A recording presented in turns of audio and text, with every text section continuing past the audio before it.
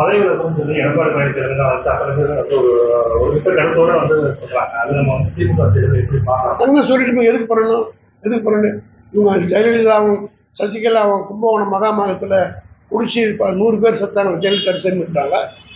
இவருடைய ஆட்சியில கடலூர்ல பெரிய சாராயம் இந்த விஷ சாராயம் குடிச்சு செத்துக்கும் ஜெயலலிதா ரிசைன் பண்ணிச்சா? சும்மா அரசியலுக்காக பேசலாம், ரிசைன் பண்ணலாம். இன்னும் நான் வெளிப்படையாக கேட்குறேன், அது முத்துநாள் வந்ததே பாண்டிச்சேரியில தான் சொல்றாங்க. அந்த பாண்டிச்சேரி சிஎம் ரிசைன் பண்ணணும்னு கேட்குற தைரியம் எடப்பாடிக்கு இல்லையே. அங்கிருந்து தான் நீங்கள் வந்தது.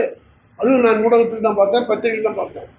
ஆக இதெல்லாம் அரசியலுக்காக அவர் பேசுகிறார். 2 நாள் பேசுவாங்க, அதுக்கப்புறம் ஜனங்களே இப்போ புரிஞ்சுக்கிட்டாங்க.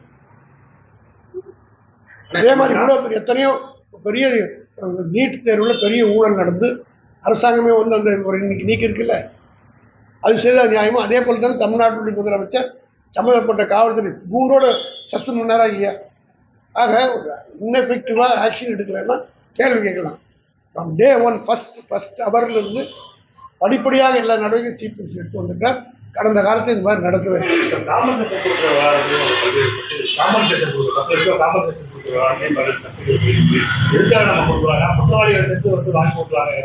தமிழ்நாடு அரசு மக்களோட வழிபடத்தையே நம்ம கொடுக்குறோம். காம்பன்சேஷன் ஒரு கருத்து வெளிப்படையாக எல்லாருமே இட் இஸ் டிபேட்டபிள் கொஸ்டின். நீங்க கேட்கறது debatable question. Debatable question debate பண்ணி தான் முடியும். முதுகலை நீட் தேர்வு இன்னைக்கு நடக்கிறத ரத்து பண்ணியிருக்காங்க. NEET exam, PG NEET exam ரத்து பண்ணியிருக்காங்க. நீட்ல பல்வேறு குளறுபடிகள் இருக்கு.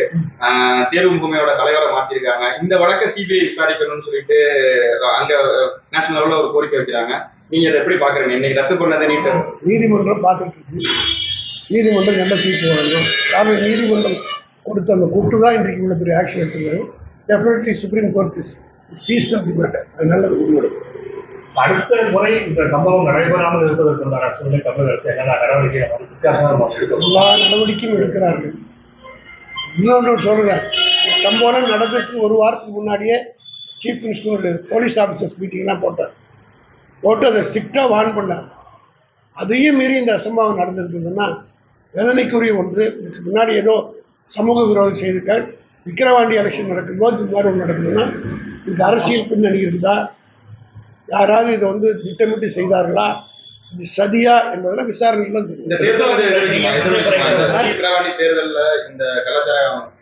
நிச்சயமா எடுக்கப்படாத காரணங்கள்லாம் என்னுடைய பிரச்சாரத்தின் மூலமாக இதையெல்லாம் பொதுமக்கள்கிட்ட விலக்கி சொல்லுவோம். நிச்சயமா நாங்கள் வச்சுக்கோம். ஜெயலலிதா இருக்கும்போது தமிழ்நாட்டில் நடக்கிற பல விஷயங்கள் அவங்க கவனத்துக்கே கொண்டு போக மாட்டாங்க. அப்படி ஒரு நிலை இப்ப தற்போது ஏற்பட்டிருக்கு அப்படிங்கிற மாதிரி ஒரு கருத்து இருக்கு. அப்படி சொல்றவங்க அவர் உடனடியாக இதுவரையிலும் ஜெயலலிதா அசம்பிளிக்கு வந்துருக்காங்க. நான் ஒன்று கேட்குறேன், எங்களை கேட்குறாங்க, ஒரு சீஃப் மினிஸ்டர் 3 வருஷம் பேசாமலே இருந்தார். இந்த நாட்டில் இருந்தாரா இல்லையா? சீஃப் மினிஸ்டர் அசம்பிளியில் பேசாமல் இருந்தாரா இல்லையா? ஆனால் எங்கள் சீஃப் மினிஸ்டர் உடல்நிலை பாதிக்கப்பட்டிருந்தாலும் உடனடியாக வந்தார். சட்டசபை மீட் பண்ணுறேன் சேலஞ்ச் பண்ணாரேன். எந்த சீஃப் மினிஸ்டர் அப்படி பண்ணியிருக்காங்க? ஓடி போனவங்கள நேற்றுக்கு அசம்பிளியிலேருந்து எடுத்ததுக்கு கூட பேசுகிறார். ஒன்றும் இல்லை, குக்காவை கொண்டு போய் அசம்பிளியில் காட்டினாங்க. ஒன்றும் பெரிய தப்பே இல்லை. எனக்கு தெரிஞ்சு இந்த மாதிரி அசம்பிளியில் பல மதிய அழகன் எங்ககிட்ட எதிர்கட்சியில் இருக்கும்போது இட்லி வேலை காட்டி இட்லியே கொண்டு போய் சட்டசபையில் காட்டினாங்க. அதெல்லாம் அனுமதிக்கப்பட்டது. அதுபோல இந்த குக்கா பேன் பண்ணப்பட்டது, விற்கிறாங்க. அதில் யார் லஞ்சம் வாங்கினாங்கன்னா உங்களுக்கு தெரியுமில்ல. டிஜிபியை வாங்கினாருன்னு சொன்னாங்களா இல்லையா? கமிஷனர் ஆஃப் போலீஸ் வாங்கினாருன்னு சொன்னாங்க. இந்த மாவட்டத்தினுடைய மந்திரியாருக்கு விஜயபாஸ்கர் வாங்கினாரா இல்லையா சொன்னாங்களா? இதெல்லாம் நடந்ததா இல்லையா? அசம்பிளியில் இதை கொண்டுட்டு போய் அந்த குட்காவை காட்டுறதுக்காக அவங்களெல்லாம் பதவி நீக்கம் செய்வதற்கு நடவடிக்கை எடுத்தாரா இல்லையா எடப்பாடி? உரிமை குழுக்கு அனுப்பி அவர்களை எல்லாம் நீக்குவதற்கு முயற்சி எடுத்த கூட திமுகவில் சட்டத்துறை வலுவாக இருந்த காரணத்தால் ஹைகோர்ட்டுக்கு போய் ஸ்டே வாங்கணும்.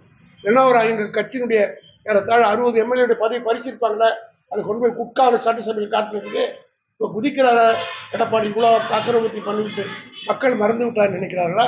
இதையெல்லாம் நாங்கள் மக்கள் மத்தியில் எடுத்து சொன்னால் எடப்பாடி யார், தளபதி யார் என்பது மக்களுக்கு தெரியும்.